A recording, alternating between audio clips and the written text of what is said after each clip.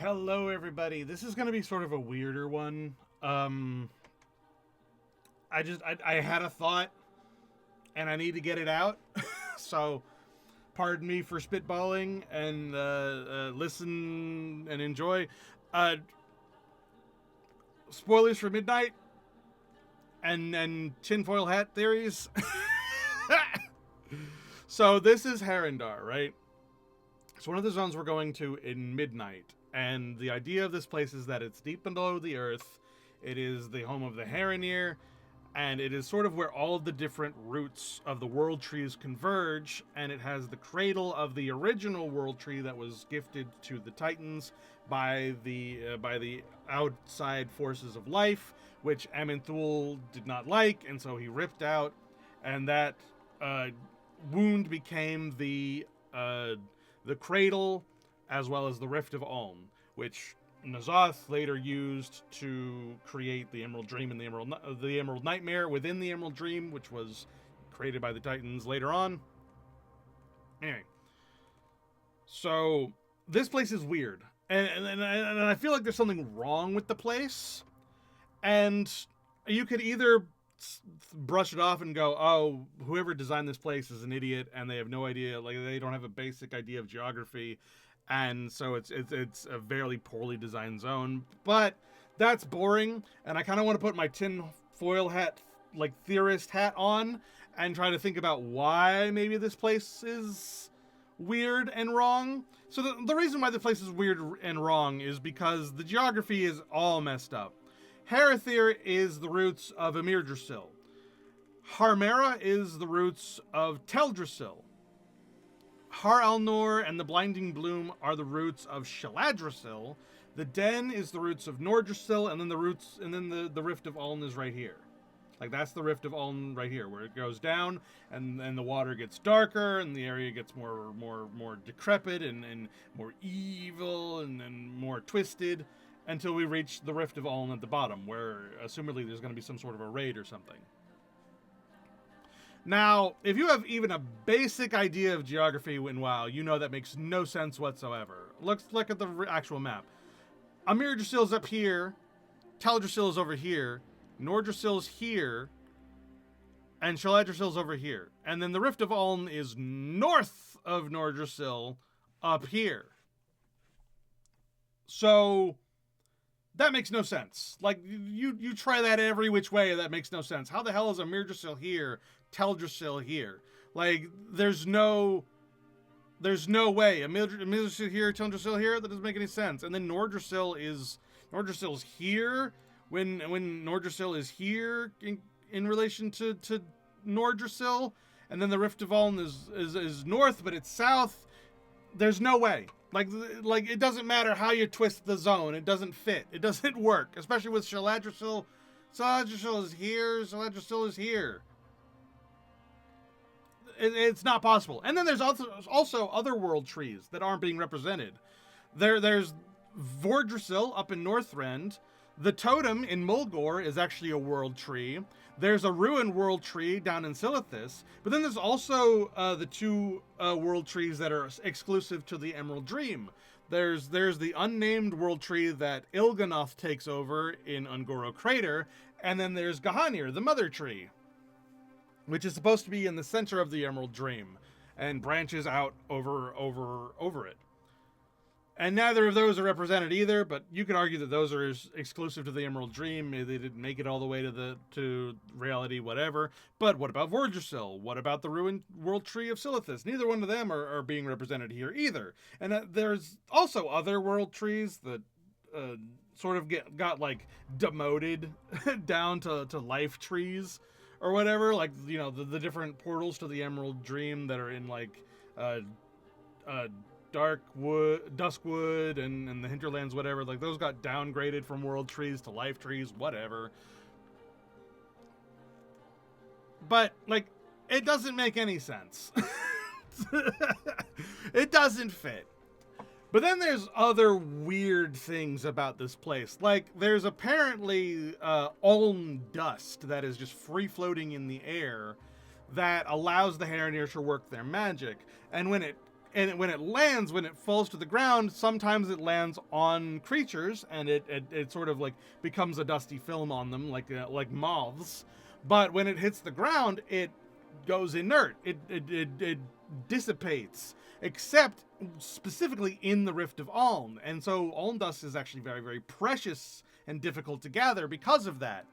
Because going down to the Rift of Aln, you risk having your mind taken over. But what's weird is that your mind isn't being taken over by Old God Whispers. Your mind is being taken over by the Song of the Goddess, which apparently is supposed to be Azeroth singing. But that doesn't make any sense. Azeroth singing shouldn't take over your mind. It shouldn't mind control you and like drag you down to the Rift of Aln. That's not something that Azeroth does. And so all that got me thinking, what if? And hear me out, because I'm gonna try to make it make sense. What if Harendir is a trap that was set by N'Zoth in order to defeat Xal'atath, in order for the old gods to return and seek vengeance on Xal'atath for corrupting the void?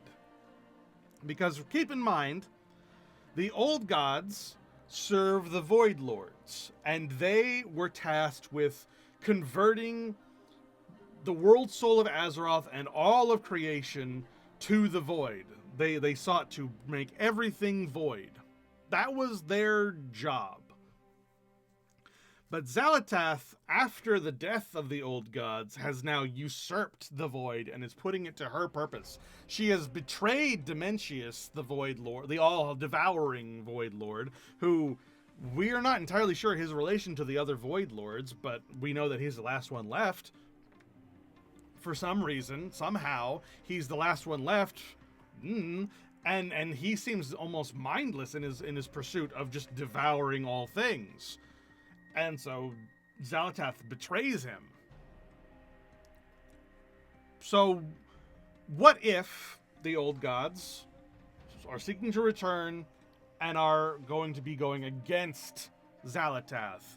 Nah, that's super duper far-fetched. It would be, absolutely silly. But there are some clues. Some of the whispers, now a lot of the old whispers from way long ago, we've already figured out, we've already retranslated into other things, but there are new old god whispers. There's Dragonflight old god whispers. In Dragonflight, we go back in time and we go to the era of the Black Empire, and when we're there, N'Zoth speaks to us, and he has some very interesting words to say. And so I brought them up over here, and let's listen to them real quick. And as you're listening to them, think about how they might be in relation to Harendir. I know you. What you were. What you will yet be. Deeper. Its roots will reach, welcoming our embrace. With many eyes, they will see again. They will drink and be uplifted. Follow him to the deep places. The dark waters will flow in his wake. Her dreams sing beneath the surface. Our dreams, our song. So, but yeah, so I know what you were, I know what you will be, no, I know what you will be, yet be. We were the champions of N'Zoth. He named us his champion. And even when he was dying, even when we were defeating him, he still referred to us as his champion. And that never changed. like, even when we were defeating him, he still called us his champion. Deeper, deeper, its roots will reach, welcoming our embrace. Kind of sounds like it might be referring to the cradle, don't you think? Maybe. With many eyes, they will see again. I think this might be referring to the other old gods. We know that Y'Shaarj is known as the goat with many eyes who watches from the outside.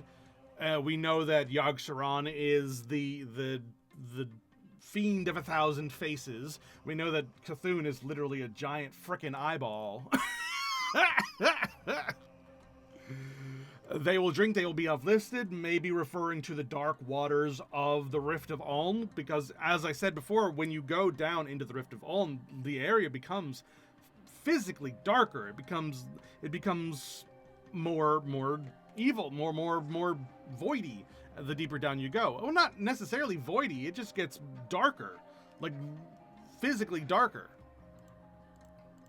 And then you will follow him into the deep places. We actually do follow Orwenna's like friend who cut himself off from the goddess's song in order to maintain his sanity while harvesting Uln dust from the Rift of Uln. So he is able to go down into the Rift of Uln and maintain his sanity, and we follow him down. And notably, we never lose our sanity, but when Orwenna comes with us, she does, because she can hear the song of the goddess. And again, it's very odd that hearing Azeroth's song more loudly in the Rift of Uln. I mean, first of all, that's weird to begin with, but hearing it more loudly mind controls you and drags you down deeper. That's weird.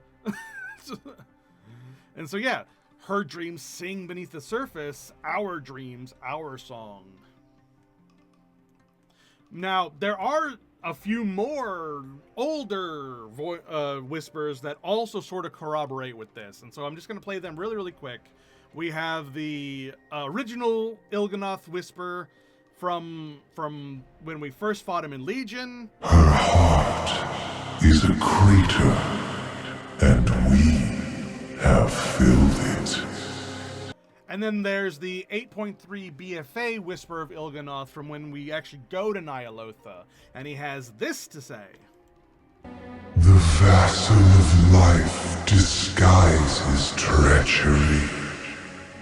Beware the eyes of green. Now, how do we know who has green eyes? Oh yeah, Orwenna has green eyes. She has green eyes, and she is a vassal of life. Like literally, she's covered in roots, and we see in the War Within cinematic that she's like, you know, touching the roots and communing with the earth and all that good stuff. And then just really quick, this is part of the campaign from Midnight. And there's two specific spots. There's this part where they actually talk about the Uln dust. My skin is tingling. What is this? Uln dust, remnants of the goddess's will given form. It empowers our magics and allows us to walk between worlds. And then there's this. Their presence. They hear the goddess's song as we do. They fight to save her.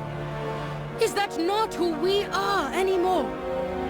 Will you do nothing but skulk in these caves, lamenting the withered past?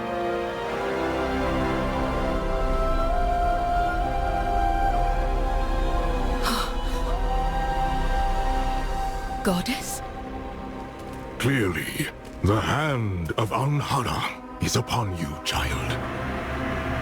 But with it comes hubris, recklessness. Your pride endangers everything we've built here. I hear her voice. Should I not follow wherever it leads? Not if it leads you from us.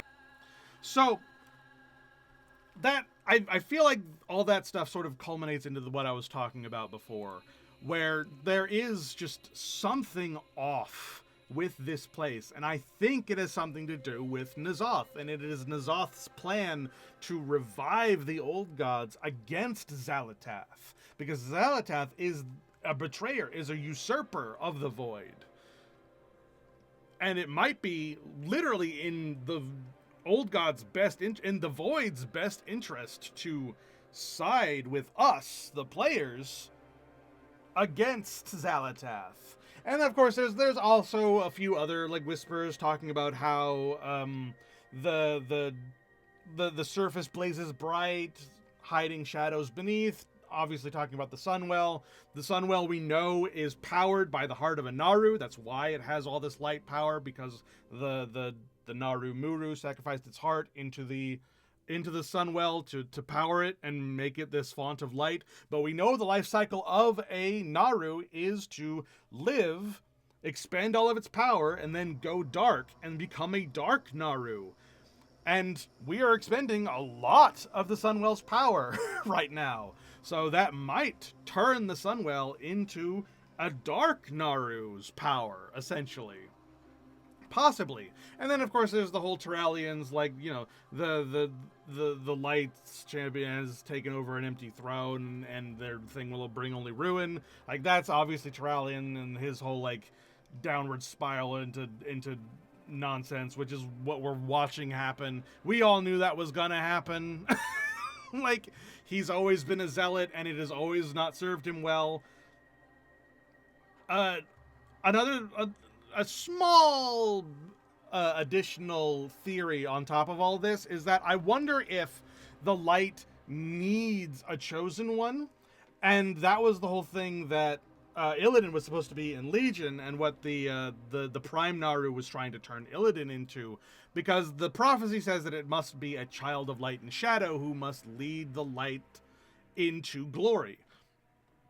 So a child of light and shadow, they were originally thinking it was going to be Illidan, because he is a night elf who surrendered his great future in order to take demon energy into himself, and so they tried to purify that energy and turn him into a child of both light and shadow by being this light demon. Similar to Lothraxion, who they also mention in the Whispers being like, you know, the cunning ones serve 6 masters, but truly obey only one, being of course the Nathraza and the Dreadlords. And Lothraxion is still around, even though he is a light Dreadlord. We should not be trusting him. Like, I don't know why we think that we should be trusting him when we clearly shouldn't. But I wonder if this child of light and shadow might be also referring now to Eretor, and that's why he's having this crisis of faith that he's going through right now, where he's recognizing that the light is dangerous. The light has this darkness to it. And he's literally a child of light and shadow with Illyria and Turalian. So I wonder if he will have to make that choice of whether to be one with the light or one with the void. And he will, I'm hoping, choose neither and choose Azeroth. And it will be, all right, we're accepting the light and the void together against Xal'atath, and then we'll have to deal with these other forces. Maybe. Again, all this is kind of up in the air. We also have to deal with the fact that we know that we're going to lose the fight to Xal'atath. Like, they've openly said we're losing the fight to Xal'atath. That's how the Last Titan expansion is going to launch, and it's going to literally be the last Titan, because the other Titans are either going to become enemies or they're going to fall. And I'm wondering if maybe that's how that's going to happen. The old gods will revive, they will work with us, and the Titans will see that and be like, no, you're not working with the old gods, absolutely not. And they will become our enemies through that, because Order is very rigid and does not understand nuance whatsoever. So anyway, those are my thoughts. It's very dumb. It's very tinfoil hat theory, whatever. You could just brush it all away and go, nah, whoever just made this zone has no idea what the fuck they're doing. Maybe. But I think it's more interesting to think about what could be rather than do that. So anyway, I hope you enjoyed. Tell me your thoughts. Tell me your opinions. Tell me how stupid I am in the comments. And I'll see you guys when I stream next. Bye-bye, everybody. Bye-bye.